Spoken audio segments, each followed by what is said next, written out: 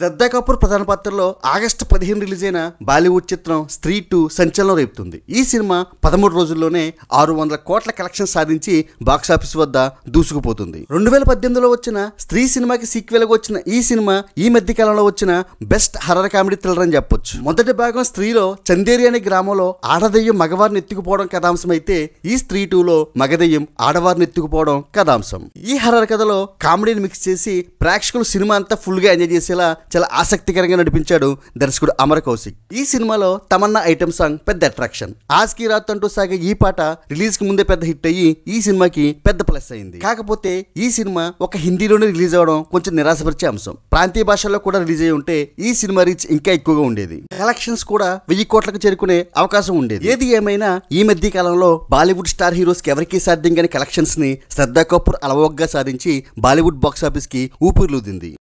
సినీ master.